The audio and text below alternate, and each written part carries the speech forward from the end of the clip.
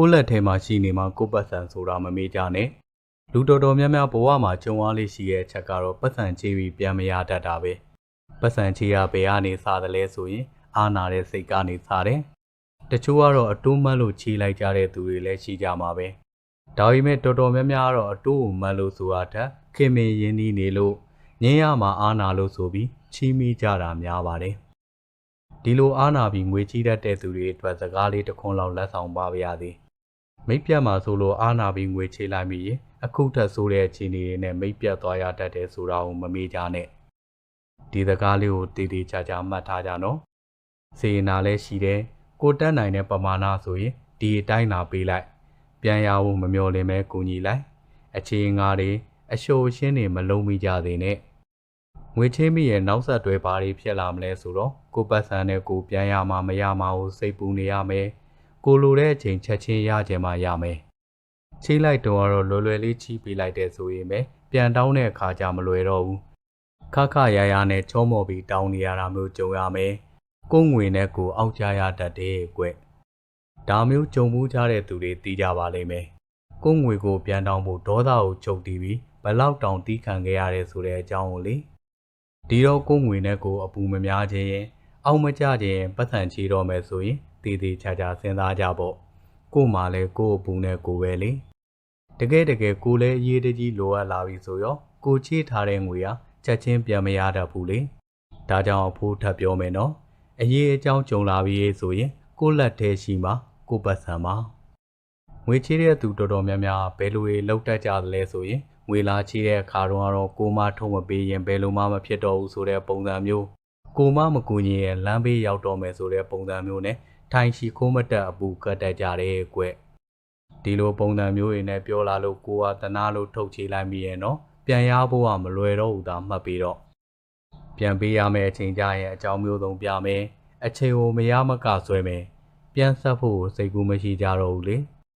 တချို့ဆိုကိုကတောင်းရင်ကိုပတ်စံကိုပြန်တောင်းတာတော့သူတို့ကအထက်စီးရနေပြီးတော့မရှိလို့မပေးတာပေါ့ကြီးရှိရင်ပေးမှာပေါ့ဆိုတာတမျိုးလာချေးတော့ပုံစံနဲ့တခြားစီဖြစ်သွားတတ်ကြသေးတာနောက်တစ်ခုခံရခတ်တာရှိသေးတယ်နော်ကိုဟာအကျွေးသွားတောင်းရင်မရှိသေးလို့ပါပြောတဲ့သူကလိုင်းပေါ်မှာကြဘယ်လိုသွားထားတာဘာတွေဝဲထားတာဘယ်လိုတွေစားတောက်နေတာဆိုတာတွေနဲ့သုံးပြဖြုံပြ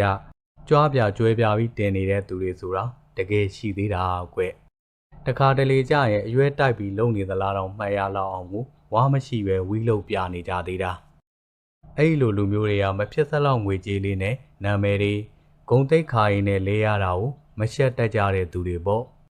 ကိုကသူများပတ်စံချေးထားပြီးပဲကိုမှရှိရင်အဲ့ဒါကိုအရင်ဆက်ရမယ်ကြံလာကိုနောက်မှသုံးကြဖြုံကြပေါ့ကိုကပတ်စံလဲချေးထားရသေးသူတို့အရွယ်တိုက်ပြီးလိုင်းမော်တင်သမျှကြည်နေရသေးဆိုရင်ဒေါသဖြစ်စေရပေါ့ဒါကြောင့်မြဲမြဲမှတ်ထားဖို့လိုတာပတ်စံချေးမိရင်အကုသိုလ်တွေအစေရတတ်တယ်ဆိုတာပဲပတ်စံချေးလိုက်ပြီးစိတ်ကြည်ကြည်လင်းလင်းနေရတဲ့သူဆိုတာအတော်ရှားပါတယ်ဒါကြောင့်အဖိုးပြောချင်တာပတ်စံချေးခြင်းရဲ့စိုးကျိုးတွေအများကြီးတွေဟာအချက်နှစ်ချက်လောက်ကိုပြောရမယ်ဆိုရင်နံပါတ်1အကြည်ဓာတ်ပြတ်မယ်နံပါတ်2မိတ်ပြတ်မယ်လို့အတူကျုပ်တာမှတ်ထားလိုက်နံပါတ်1ကိုယ့်ရဲ့အကြည်ဓာတ်ပြတ်မယ်ဆိုတာတော့ငွေချေးလိုက်လို့အဲ့ဒီငွေရဲ့ပါဝါတို့energy တို့ကိုမှရောသွားမယ်ငွေချေးပေးလိုက်မိတဲ့သူဟာအမျိုးမျိုးသောအတွေးတွေနဲ့စိတ်မချမ်းမသာဖြစ်ရတော့တာပဲငါငွေပြန်ရပါတော့မလားပြန်မရရင်ဘယ်လိုလုပ်ရမလဲဆိုတာမျိုးပေါ့ပူပန်ရတဲ့အတွေးတွေရှိလာတဲ့အခါကိုယ့်ရဲ့နေ့စဉ်လုပ်ငန်းဆောင်တာတွေမှာထိခိုက်လာတယ်စိတ်ကပူပန်နေရတော့အကြည်ဓာတ်တွေပျောက်လာတတ်တယ်ဒီလိုစိတ်အကြည်ဓာတ်မရှိတဲ့အခါလောကကန်ရတာတွေမှာလည်းအဆင်မပြေဖြစ်လာတယ်ဒါကြောင့်ကိုယ်ငွေနဲ့ကိုပူပန်ရတာမျိုးစိတ်အကြည်ဓာတ်ပြရတာမျိုးမဖြစ်အောင်ငွေမချေးခင်မှာတည်တည်ချာချာစဉ်းစားကြကွနံပါတ်2မိတ်ပြရတတ်တယ်တခါတော့အမျိုးသမီးနှစ်ယောက်အော်ကြီးဟစ်ကျဲပြောနေတဲ့အဖိုးကြားခဲ့ဘူးတယ်ဘာပြောကြရလဲဆိုတော့အကျွေးတောင်းနေတာအကျွေးတောင်းတာပေါ်မှာတောင်းရတဲ့လူရဲ့အတန်ပိုးထွက်နေရတယ်အကျွေးတောင်းတဲ့သူကဘာတွေပြောနေရတာလဲဆိုတော့နေယူသွားတော့မျက်နာဒီချိုးလားသူများပတ်စံကိုယူပြီးရင်ပြန်ပေးရမယ်ဆိုတာမသိဘူးလားလို့ပြောနေတယ်ဒီလိုတွေဒေါသတကြီးတောင်းနေပေမဲ့ပတ်စံယူသွားတဲ့သူကတော့အေးဆေးပဲဗျမသိရင်ဘေးနားမှာလာပြောနေတဲ့သူကသူ့ကိုလားဆွတ်ဆွဲနေတာမဟုတ်တယ်လို့တောင်ထင်ရသေးတာဒီလိုမျက်နှာကြောမှာနေတဲ့အခါငွေချေးထားတဲ့သူခမကိုပတ်စံနဲ့ကိုဒေါသတွေထွက်ရ ခင်မင်းပြက်ရနောက်ဆုံးမိတ်ပြတ်သွားတဲ့အထိဖြစ်သွားကြတာပေါ့ဒီလိုလူနှစ်ယောက်ဟာနောက်တစ်ချိန်မှလည်းမိတ်ဆွေပြန်ဖြစ်ဖို့ဆိုတာမလွယ်နိုင်တော့ဘူးကွဒါကြောင့်သကပုံတစ်ခုတောင်ရှိသေးတယ်မို့လားကျွေးယူပြုံပြုံတောင်းတော့မုံဆိုတာမျိုးလေဒါကြောင့်အဖိုးပြောခဲ့သလိုပဲကိုကတော့မိတ်ပြတ်မှဆိုလို့ဆိုပြီးခြေလိုက်တယ်ဒီလိုခြေလိုက်မိတဲ့အခါအဲ့ဒီထက်ဆိုးတဲ့အခြေအနေတွေနဲ့မိတ်ပြတ်တတ်တယ်ကွဒီတော့တစုံတစ်ယောက်ကပတ်စံလာချီရင်နိုးလို့ပြောရတဲ့တတိကိုမွေးထားလိုက်နိုးလို့ပြောတာကိုတိုင်ရောတစ်ဖက်လူကိုပါစိတ်ကတိကောက်ဖြစ်ရရင်လည်းခဏပဲအခြေအနေတစ်ခုရောက်ရင်မေးပြောက်သွားကြမှာပဲဒါပေမဲ့ချေးပေးလိုက်လို့ခဏပတ်စံတွေတောင်းရတစ်ဖက်နဲ့တစ်ဖက်အမုန်းတွေပွားကြမခေါ်နိုင်မပြောနိုင်နေဖြစ်မှာရာတပ်ပံမုန်းသွားကြရရော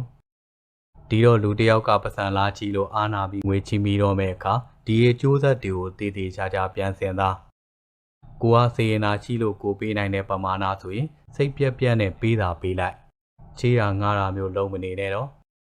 ပြီးတော့အနှစ်ချုပ်အနေနဲ့အဖိုးအထက်ပြောခြင်းတဲ့စကားပတ်စံဆိုတာကိုလက်ထဲမှာရှိမှကိုပတ်စံမှာ